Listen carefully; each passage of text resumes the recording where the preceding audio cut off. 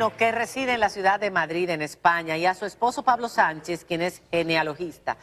Navy está realizando una gira de nacionalidad por la vía sefardí para obtener el pasaporte de la Unión Europea. No el de España, yo decía, porque España sí abrió un periodo para esto, pero ya lo cerró. Y lo están haciendo ahora a través, ustedes están promoviéndolo para que se pueda hacer a través de Portugal. Explícanos esto, porque primero, judío sefardí, que lo sacaron en el 1400, eso hace demasiados siglos. Mucho tiempo ya. ¿Qué quiere decir esto, número uno? ¿Y cómo se puede llegar hasta allá para aquel dominicano que esté interesado en la posibilidad? Primero, efectivamente fueron judíos que fueron expulsados en el 1492 de España. Cuando hablamos de judíos eran practicantes que practicaban la religión sefardí, que hay que tenerlo pendiente. Actualmente ha cerrado la ley por la vía de España, cerró el 1 de octubre y sigue abierta por la vía de Portugal. ¿Pero cuál era la ley? La ley era esto que especificaba que se le daba nacionalidad a toda persona que era descendiente de un judío sefardí, un judío que practicaba la religión sefardí en territorio español o portugués, que era sefarad, que era la misma comunidad. Pero como estamos hablando de siglos, sí. ¿Cómo alguien puede saber si su origen es judío sefardí? ¿Cuáles apellidos, por ejemplo, te podrían dar un indicio de que esa persona podría tener un antepasado judío sefardí? ¿Cómo se prueba eso, además? Se prueba con un árbol genealógico, en este caso. Así, hacemos un estudio de genealogía, que es la parte donde entra Pablo, y estamos trabajando para buscar esa genealogía y documentar que tiene un descendiente judío sefardí en este caso. Solamente se puede acreditar cuando se encuentra ese judío sefardí y ya luego pues se comienza a subir las generaciones. ¿Por el apellido? A ver, más que el apellido tenemos que buscar el judío o el descendiente judío sefardí. Muchas personas se confunden y entienden como, tengo este apellido, ¿puedo aplicar? Yo, no es el apellido que estamos buscando buscando que tus ancestros sean judíos sefardí. Y eso no es casi como una aguja en un pajar, sobre todo tomando en cuenta que estamos hablando de que se fueron en el 1492. Es un proceso complejo, pero no imposible. Por un lado, hay parte que está muy documentada. La Inquisición fue buscando a gran parte de estos judíos y documentó en los juicios que se hacían a qué personas juzgaban por ello. Exacto. Por otro lado, gran parte de la migración que vino aquí a República Dominicana y en particular al Caribe no viene de 1492, sino finales del 1700, principios de 1800 y una zona de Ámsterdam donde habían migrado los judíos sefardíes. Seguían hablando español 300 años después de haber abandonado España y migraron a las colonias holandesas y de ahí fueron migrando. Esa parte está muy documentada y estamos hablando de 200 años, 300 a lo sumo. O sea que si mi ancestro vino hace 200 o 300 años, también por ahí es más fácil, porque imaginarse de principios del descubrimiento. Vamos a hablar de los países donde ustedes han estado y del éxito que ha tenido esto y de cuánto interés ha despertado. Sobre todo, comenzamos la ruta en Portugal, porque como ahora estamos haciendo el proceso por la vía de Portugal. Por la vía española, ¿cuántas personas de aquí lograron obtener su nacionalidad? Pues curiosamente, lo que pasa es que todavía no tienen el pasaporte. República Dominicana, en este caso yo lo descubrí por una charla que tuve con dominicanos antes de salir en la ruta, que yo no tenía dentro de la línea ningún dominicano para buscar, y íbamos a Curazao. En Curazao documentamos una línea dominicana y se nos abrieron bastante.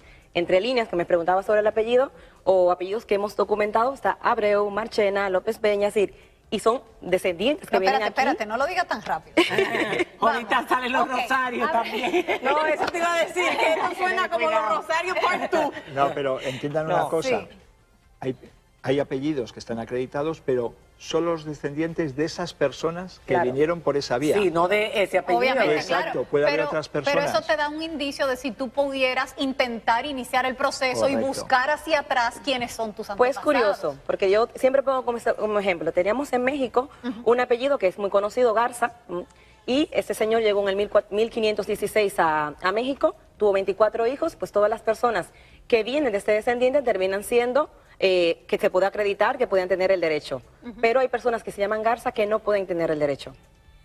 Entonces eso va a depender, porque tú puedes tener el apellido, pero tu apellido no puede terminar con ese Garza.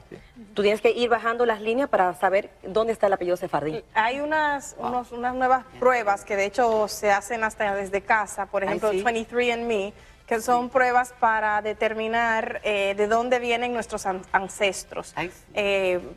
incluso en términos de raza, ubicación geográfica y demás. ¿Puede servir eso como prueba de esta identidad? No, y además hay que entender una cosa.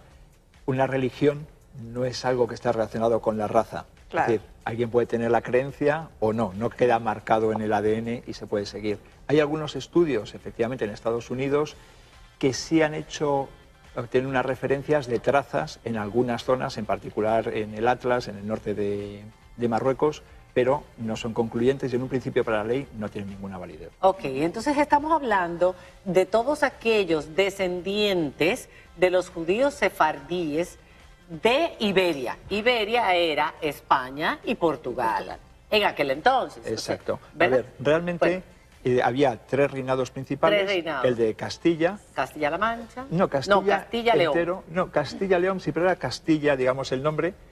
Ahí estaba Fernando, teníamos la parte de Aragón, y con Isabel, y había la tercera en Portugal. Y eran los tres reyes.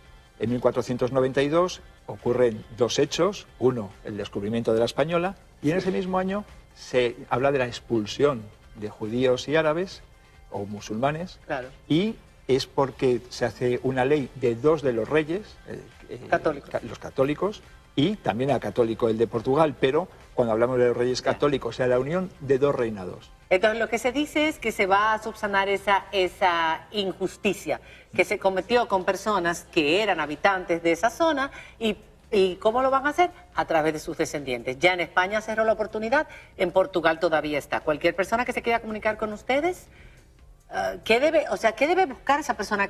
Porque yo cualquiera, no es que te va a llamar todo el mundo. Da una pista de quiénes podrían Pues sobre todo las o personas... deberían interesarse en esto. Aquí en República Dominicana no tenemos que bajar tantas generaciones. Vamos a suponer, las personas que hemos acreditado aquí, con 6, 7 generaciones están acreditadas, porque los judíos sefardí que llegaron a República Dominicana, muchos de ellos vienen de Curazao, y hablamos de entre 1800 que llegan a la isla. Otros vienen de Burdeos, de Francia. Con lo cual, ¿qué necesitan las personas para acreditarlo? Mínimo 3 o 4 generaciones, al menos saber hasta los bisabuelos. Hasta los bisabuelos. Sí, ¿qué documentación necesitan o qué tienen que aportar? Sobre todo, nombres y apellidos, fechas de nacimiento y de función en caso que correspondan, y el lugar, porque es importante, porque en muchos casos mueren en República Dominicana, pero han nacido a lo mejor en Curazao, y es importante poder acreditarlo luego en el lugar de nacimiento. Tiene que saber de dónde vino. Sobre todo para saber la descendencia, de dónde proviene, porque hay documentos que podemos encontrar aquí en República Dominicana, pero en muchos casos no tenemos que trasladar a otros países. Ahora mismo hemos estado en Bogotá, en Panamá, en Ecuador, es decir, en cada lugar donde vamos hay que buscar en los archivos de genealogía, en las sinagogas, por si han pertenecido. ¿Hasta cuándo dura el proceso? Actualmente Portugal no tiene fecha de caducidad. Qué bien, eso es buenísimo. ¿O no? Porque las personas se relajan un poco y pasa como pasó con España. Sí. La ley estaba abierta desde el 2015 y a último minuto todo el mundo quiso aplicar, aún sin saber si podía aplicar, pero todo el mundo entró en el procedimiento. En el último mes en España aplicaron la misma cantidad de personas que se aplicaron en los 4 años que duró la ley. Wow. Claro, se enteraron tarde. Bueno, ese pasaporte es una puerta a Europa, porque ese pasaporte tú te lo sacaste y puedes vivir en Portugal, puedes vivir en España, puedes vivir en Francia, Alemania y todos los países de la Unión Europea. Por eso es tan interesante para mucha gente. Gracias, Navy. Gracias, Pablo. ¿Cuánto tiempo van a estar en el país y dónde la gente se puede comunicar con ustedes? No sé si lo han puesto ahí. Nada, nos vamos mañana. El último país que nos tocó es República Dominicana. ¿Cómo la gente contacta con ustedes? Pueden seguirnos en Instagram en Tolentino Abogados o buscarnos en la web en tolentinoabogados.com. Tolentinoabogados.com, una abogada de extranjería que tiene mucho éxito en España y a quien pudimos conocer el año pasado y compartir con Nuria, etcétera. Gracias, Navy, gracias, Pablo. Gracias por la Y invitación. señores, esto ha sido todo por hoy. Mañana tenemos una mesa muy interesante que usted no se puede perder de cara a los comicios, cómo van a ser celebrados, todo lo que haya que decir. Todo, porque ese es un tema que sigue importándonos y hasta el 15 de marzo no lo vamos a soltar. Y después, 15 de marzo y después, porque viene las otras. Por supuesto. Hasta mañana, gracias.